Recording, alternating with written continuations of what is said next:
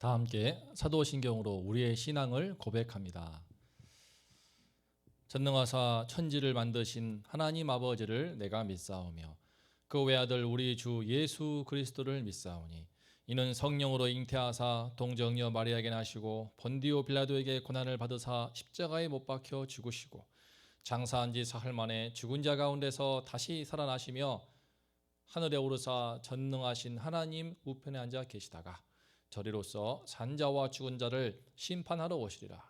성령을 믿사오며 거룩한 공예와 성도가 서로 교통하는 것과 죄를 사하여 주시는 것과 몸이 다시 사는 것과 영원히 사는 것을 믿사옵나이다. 아멘. 다 함께 찬송가 288장을 부르심으로 우리 주님께 새벽 예배를 드리겠습니다. 찬송가 288장입니다. 예수를 나의 구주 삼고 성령과 피로써 거듭나니 이 세상에서 내 영혼이 하늘의 영광 누리도다. 이것이 나의 간증이요 이것이 나의 찬송일세. 나 사는 동안 끊임없이 구주를 찬송하리로다.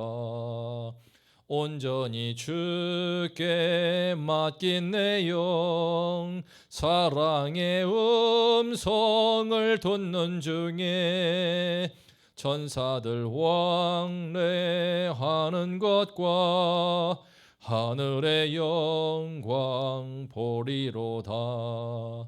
이것이 나의 간증이요 이것이 나의 찬송일세. 나 사는 동안 끊임없이 구주를 찬송하리로다. 주 안에 기쁨 누림으로 마음의 풍랑이 잔잔하니 세상과 나는 간 곳 없고 구속한 주만 보이도다. 이것이 나의 간증이요 이것이 나의 찬송일세. 나 사는 동안 끊임없이 구주를 찬송하리로다.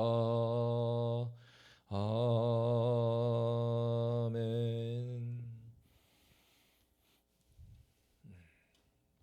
오늘 말씀은 아모스서 2장 4절과 5절입니다. 2장 4, 5절을 제가 봉독하겠습니다. 여호와께서 이와 같이 말씀하시되 유다의 서너 가지 죄로 말미암아 내가 그 벌을 돌이키지 아니하리니 이는 그들이 여호와의 율법을 멸시하며 그 율례를 지키지 아니하고 그의 조상들이 따라가던 거짓 것에 미혹되었습니다. 내가 유다에 불을 보내리니 예루살렘의 궁궐들을 사르리라. 아멘.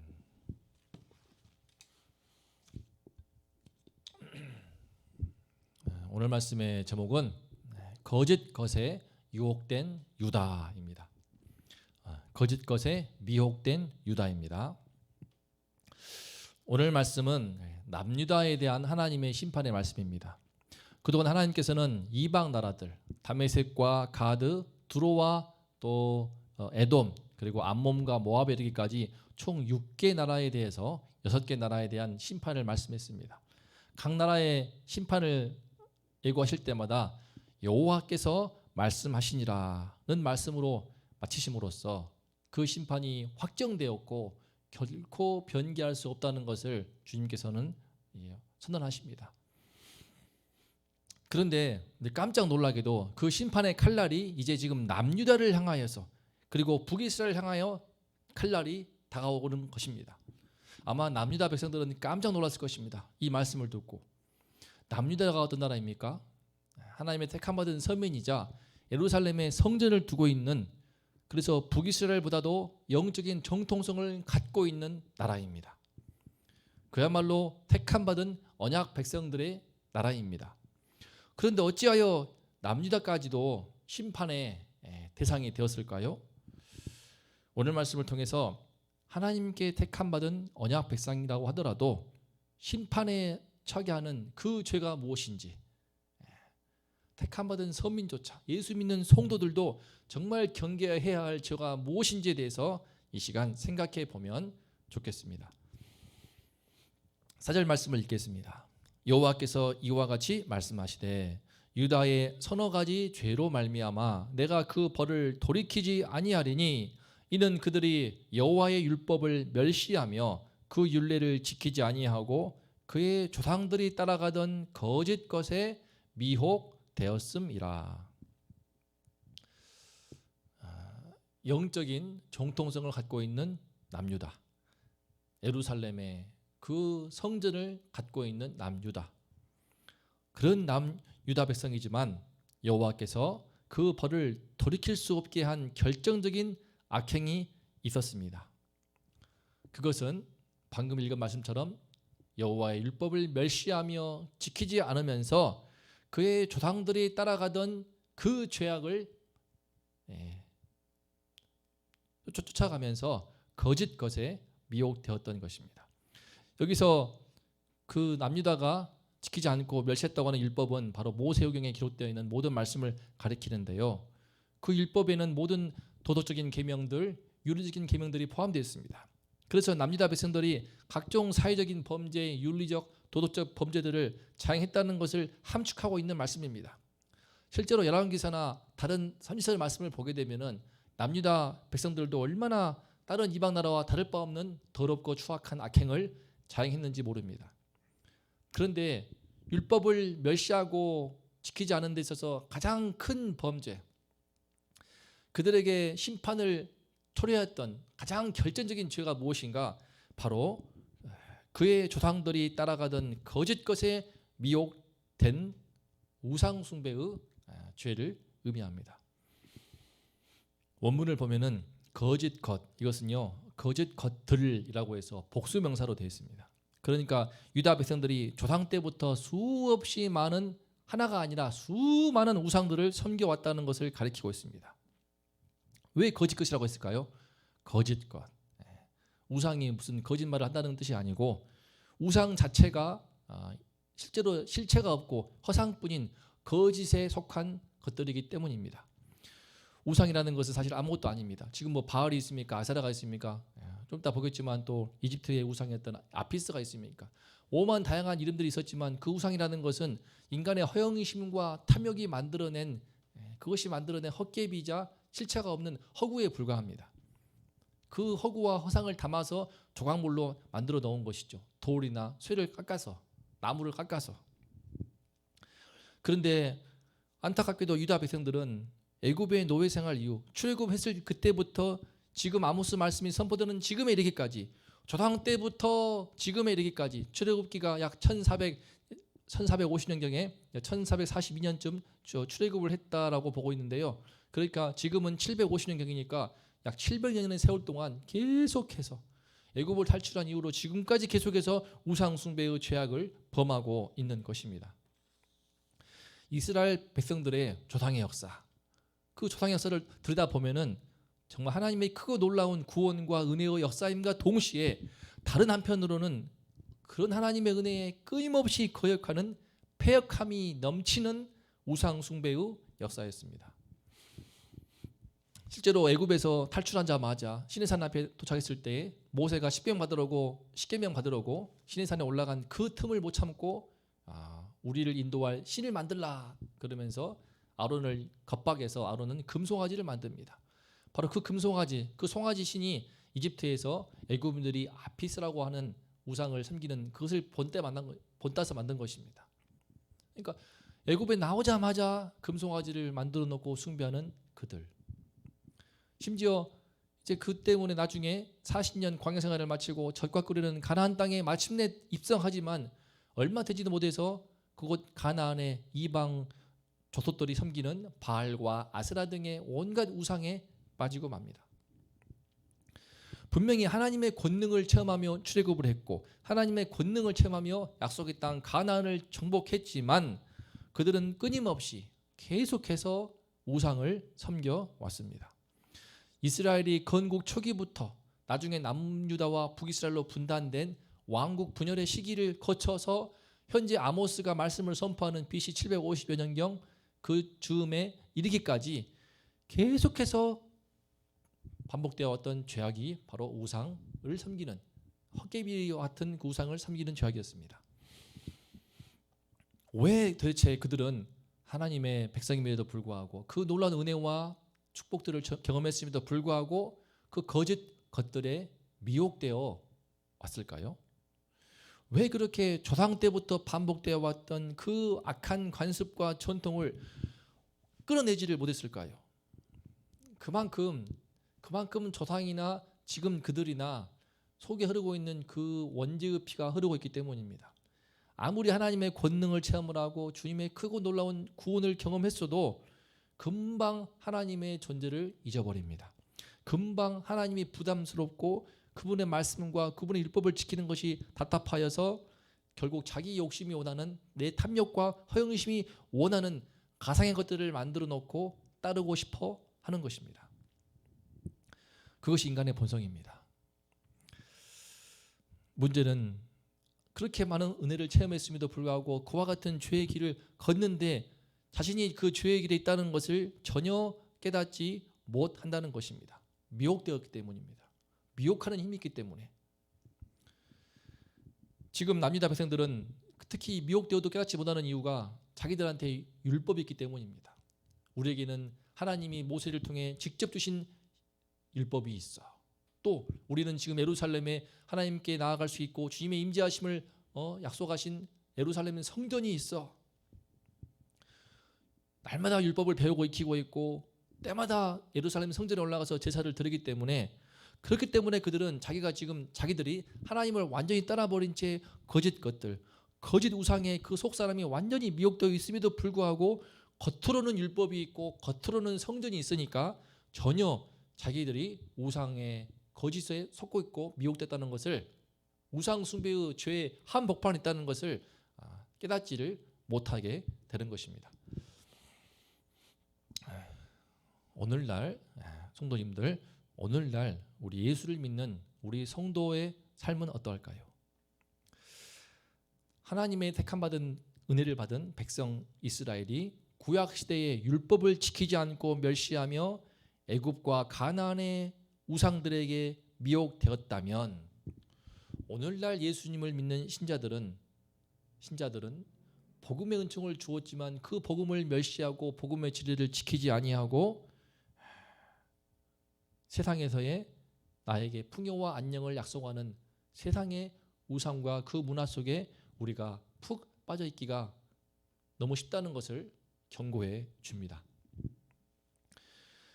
예수님의 복음으로 십자가의 복음으로 비록 우리가 큰 죄의 사함을 받아 죄 씻음 받고 하나님 나라를 약속받았지만 이 복음의 은총이 이 땅에서 나에게 물질적인 안녕과 번영의 축복을 내 성이 찰 만큼 마음껏 주지는 못하는 것 같습니다. 그래서 우리는 쉽게 이 세상에서 그런 것들을 줄 것만 같은 그런 것들에 거짓 것들에 미혹당하기가 쉽습니다. 내 마음에 하나님 나라의 신령한 기쁨과 행복이 충만하고 그렇기보다도 천국 백성으로서의 그런 하나님 백성으로서의 자부심보다도 이 세상에서 떵떵거리게 할 만큼의 부가 내 손에 없으니까 그 권세나 물질적인 풍요로움이 내가 지금 쥐고 있지 않기 때문에 그래서 유혹을 받는 것입니다. 예컨대 요즘 현대 최근에는 소위 가상화폐 비트코인이라는 거 많이 들어보셨을 것입니다. 비트코인을 비롯해 각종 코인이라고 하는 그 가상화폐로의 투기 열풍이 지금 심상치가 않습니다. 특히 젊은 층들에서 20대부터 30대, 40대 이르기까지 그들의 지금 투자 열풍이 보통이 아니라고 합니다. 얼마 전에까지만 해도 이제 로또 열풍이 불었던데 지금은 많이 좀 식었다고 하지만 로또 열풍의 복구는 끊이지 않고 있고 부동산 불패 신화는 어마어마합니다. 전국의 집값을 다 올려놓은 바람에 지금 청년들은 결혼하기 위해서 어떻게 자기 집을 마련할 것인지 암담한 상황입니다. 그런 가운데 지금 주식 투자를 하면서 돈을 벌자 하는 바람에 불더니 이제는 가상화폐 투자를 통하여서 비트코인과 같은 가상화폐를 통하여서 30억을 벌었네, 400억을 벌었네. 그래서 대기업을 그만두고 이제 빨리 이제 파이어족, 은퇴하였네 그러면서 자랑하는 그런 유튜브의 글들, 뉴스들이 계속해서 올라오고 있습니다. 들어보면 전부 다 내가 아는 사람들이 이만큼 벌었고 저만큼 벌었고, 하지만 이 가상화폐 그 명칭과 같이 말 그대로 가상의 공간에서 실물 거래가 아니라 물건을 구입하고 거기서 주고받는 거래가 아니라 그냥 온라인 상에서 펼쳐지는 것이기 때문에 실체가 없습니다. 누군가가 그래서 큰 이익을 얻는다면 분명히 그에 상응하는 만큼 누군가 큰 손해를 볼 수밖에 없을 것입니다. 정부에서도 이 비트코인 같은 가상화폐에 어떻게 세금을 부과하려고 하지만 무슨 거래 자체가 실물 거래가 아니기 때문에 세금 부과하는 것조차 쉽지 않을 만큼 이 온라인 속에서 가상 공간 속에서 마구마구 펼쳐지는 그 거래, 그야말로 가상의 것들입니다. 거짓에 우리를 미혹하면서 우리를 부자가 되게 할 것처럼, 우리를 정말 대박을 나게 할 것처럼, 그래서 많은 사람들이 들어갔다가 지금 젊은이들이 쪽박을 차고 버는 사람 이야기 있지만 반대로 자살하는 사람들 얼마나 많은지 모릅니다. 몇 번 지금 뉴스에 뜨고 있는데 참 낙심하여서 큰 절망 가운데 전 재산을 날리고 극단적인 선택을 하는 경우를 심심치 않게 보고 듣습니다. 물론 그런 어떤 가상화폐라든지 금융시장 이런 시장들을 간과할 수는 없습니다. 자본주의 시대이기 때문에 이런 눈에 보이는 실물 가치를 지니고 있는 땅과 아파트, 물품을 바탕으로 해서 그것의 가치를 매기면서 원활하게 투자하고 소비를 활성화시키는 그런 측면이 있는 것 같습니다. 하지만 문제는 그러한 시장들 속에 인간의 사행 심리가 들어가서 일종의 도박판처럼 되어버린 것을 부정할 수가 없습니다. 그래서 우리는 현대인들은 그 속에 너무나 미혹되어서 이제 한번 주식에 들어가기 시작하면 단타를 치면서 계속해서 머릿속에는 오르고 내리는 그 주식 주가에 예민해집니다. 비트코인도 마찬가지입니다. 가상화폐도 마찬가지입니다. 부동산도 마찬가지입니다. 내가 투자하고 구입한 그것에 대해서 등락을 늘 예민하여서 내 마음속에, 내 머릿속에는 하나님의 말씀보다도 내 머릿속에 만몬의 신이 들어와 딱 앉아있는 것입니다. 한탕주의, 일확천금에 대한 어떤 좀 값이 올라서 나중에 그 시세 차익을 얻고자 하는 이런 바람과 설렘 때문에 주님의 말씀이 하나도 안 들리게 되고 내 심령 가운데 성령의 단비가 들어올 틈이 없게 되는 것입니다. 문제는 우리는 혹시 내가 그런 상태에 있음에도 불구하고 전혀 어려움 없이 하나님 앞에 나와서 예배를 드릴 수 있다는 것입니다. 오늘 말씀에 남유다 백성들이 그랬습니다. 그들은 지금 수많은 거짓 우상들에게 미혹된 상태임에도 불구하고 전혀 문제의식 없이 절박한 아픔이나 위기감도 없이 성전이 있으니까 성전을 오가면서 제사를 지냈고 열심히 율법을 말씀을 공부하고 익혔습니다. 이런 예루살렘 백성들을 향하여서 주님께서 오늘 심판을 선언하시는 것입니다. 내가 유다에 불을 보내리니 예루살렘의 궁궐들을 사르리라. 예루살렘의 궁궐들 그 속에 지금 성전이 놓여 있습니다. 내 속사람은 온통 우상에 미혹되어서 그저 종교의식과 행사만 하고 있을 뿐인데 그런 예배만 드리고 있는 이 남유다에서 제사를 드리는 형식적인 제사만 드리는 이것을 주님은 전혀 받으시지 않았던 것입니다. 기뻐하시지 않던 것입니다. 그래서 예루살렘의 궁궐들을 쓸어버리면서 성전까지도 다 쓸어버리는, 그렇게 헛된 예배를 드리는 공간 자체를 하나님이 쓸어버리시는 것입니다. 하나님께 택함받은 언약 백성이 빠질 수 있는 저주, 그것이 무엇입니까? 바로 이 남유다 백성과 같이 속사람은 우상에 온통 미혹되었지만 겉사람은 주님께 나와서 아무렇지 않게 예배를 드림으로써 전혀 위기감을, 심판의 임박함을 깨닫지 못하는 것입니다. 주님께서는 그런 선민들, 또 그런 우리 믿는 자들을 일깨우시기 위해서 불을 보내십니다. 우리의 속사람이 문제입니다. 내 속사람이, 나의 내면의 신앙이 하나님 나라의 말씀으로, 생명의 양식으로 가득가득 충만하게 채우실 때에 우리는 우리 속에 우리 주위에 널려있는 각종 우상들의 미혹, 형체가 없는 가상 공간들이 주고 있는 그 미혹들로부터 또 그 배후에서 우리의 마음을 빼앗고 생각을 빼앗고 영혼을 빼앗는 마귀를 분별하여 물리칠 수가 있습니다. 그 시장 가치를 부정하는 것이 아니고 거기에 담기는 모든 마귀가 심어주는 악한 심리들, 우리의 영혼을 다 빼앗고 온통 돈으로 마모니즘으로 끌어가 버리는 그 마귀의 속셈을 간파하고 괴계를 물리치면서 우리 주님 앞에서 그런 것들이 휩쓸리지 않고 그런 것들이 미혹되지 않고 우리 주님의 말씀을 기뻐하며 하나님 나라의 생명 양식을 풍성히 먹고 마시며 꼴을 먹고 마시며 넉넉한 축복을 누리는 하나님의 백성이 될 수 있는 것입니다. 우리가 더 이상 이 현대에 가득한 가상의 것들, 거짓의 것들에 미혹당하지 않고 오로지 주님의 말씀으로 하나님 나라의 생명 양식과 말씀으로 충만하게 살찌우고 넉넉한, 그래서 풍요로움이, 영적인 풍요로움과 부요함이 가득한 우리 온동교회가 되고 우리 모든 성도인들 되시기를 간절히 기도합니다. 다 함께 오늘 말씀을 묵상하면서 기도하면 좋겠습니다. 주님께서는 내가 유다에 불을 보내리니 예루살렘의 궁궐들을 사르리라 라고 했습니다. 왜 남유다 백성에게 이와 같은 심판을 하십니까? 저주에 걸렸기 때문입니다. 속사람은 온통 우상에 미혹되었으나 겉사람으로는 종교 행사를 드리고 있으니까 전혀 자기가 문제없다라고 착각하는 것, 이것이 우리는 충분히 오늘날 우리 예수 믿는 성도들도 빠질 수 있는 큰 위험입니다. 우리가 우리 속사람을 빼앗기지 않도록 가상의 것들에 사람들이 바깥에서 온갖 물질의 풍요로움과 번영으로 한탕 일확천금을 누릴 수 있는 것처럼 온갖 것들을 미혹하는 가운데 그 미혹에 빠져서 내 머릿속에 90%가 그냥 돈이 들어가 있고 투자가 들어가 있고 재테크 들어가 있고 이래버리기 때문에 생명 양식이 들어갈 수가 없는데, 이 마귀를 분별하여 다 몰아내고 하나님 나라의 말씀의 생명 양식으로 충만할 수 있도록 우리 온동교회와 우리 성도님들의 신앙과 그리고 또 이를 위해 힘쓰시는 담임 목사님을 위해서 기도해 주시고 대신방과 양육 학교를 위해서 기도하겠습니다.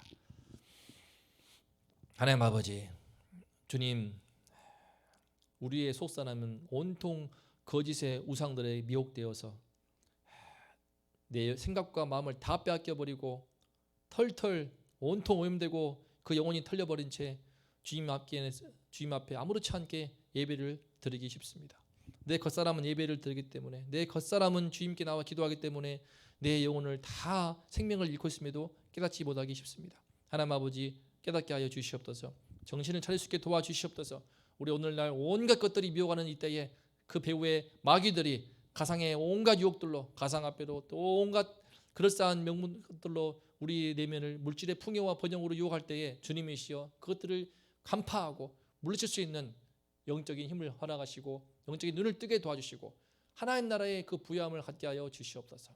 주님이시여, 주님이 우리를 넉넉히 채우시고 공급하시며 모든 필요를 공급하시는데 하나님께서 위로부터 넘치는 주사의 은혜와 영원한 하나님 나라의 생명을 우리에게 충만하게 부어주시고 있는데, 성령의 시대를 열어주셨고 하늘을 열어서 주님의 생수를 부어주시고 있는데 우리는 그 은혜가 부족하여서 다른 것을 기웃거리며 명문화 미혹당하는 이 현실을 불쌍히 여기시고 하나님 아버지, 하나님 나라의 생명수로 채워주시옵소서. 우리 온동교를 충만하게 채워주시옵소서. 주님의 은혜의 바다에 젖게 도와주시고 주님의 보혈에 젖게 도와주시어서 날마다 하나님 나라의 은혜가 충만한 우리 온동교회 될 수 있도록 도와주시고 성도님들 될 수 있도록 축복하여 주시옵소서. 아버지께서 담임 목사님 굳게 세워주시고 성령의 충만함으로 함께 하시며 주님께서 주의 말씀을 선포하실 때마다 하나님 아버지 우리 눈이 뜨게 도와주시고 우리 눈을 가리우는 모든 비늘들이 벗겨지며 하나님 나라의 축복이 모일 수 있게 하여 주시옵소서.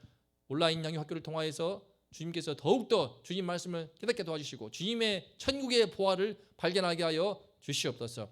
대신방을 통하여서 각 가정마다 꼭 필요한 주님의 생명의 말씀이 한마디씩 선포될 때 주님께서 회복의 역사를 이루어주시고 큰 은혜의 역사가 있도록 하나님 아버지 함께하여 주시옵소서. 주님, 오늘 하루도 함께해 주시고 오직 주님만을 바라보기를 원합니다. 우리 모두와 함께하여 주시옵소서.